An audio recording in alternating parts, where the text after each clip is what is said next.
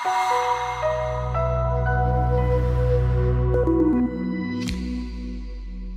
and welcome to the HR European Market Neutral Monthly Note for April 2024.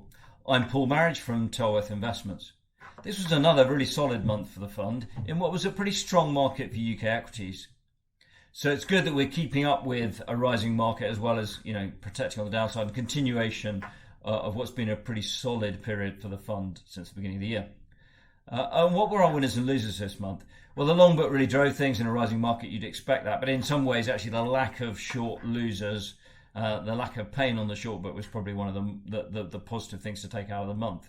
Our long winners were the banking sector. Banking sector in the UK has been pretty good all year. NatWest and Barclays led the way for us this month as they continue to be well bid and delivering better results, seem to be getting over some of the hiccups we've seen earlier in the year, so that's good news. OSB, which you'll recall warned earlier in the year, has also had a strong month of recovery, so they've all been good for us.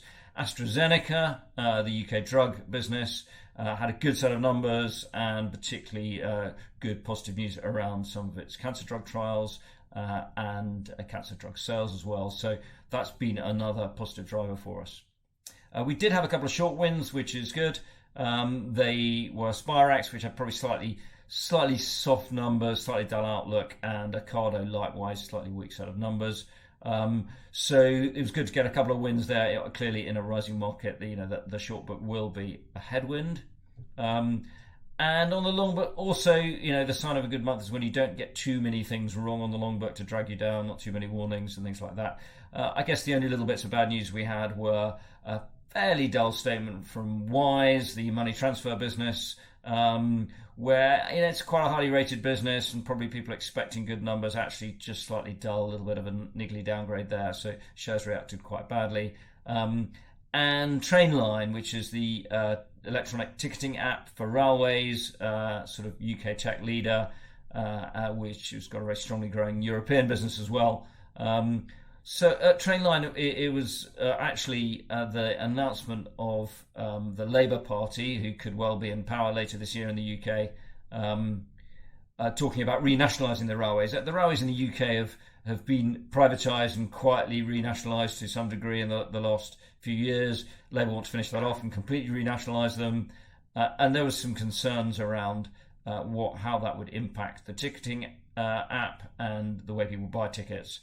So the shares reacted quite negatively, which was a bit of a surprise, given that the Labour Party actually chose Trainline's headquarters to make that announcement. So I suspect long run this isn't probably as bad as investors have seen at the first viewing, but it's quite a noisy share and it's taken a hit on that news at the moment. Let's see how that pans out through the rest of the year.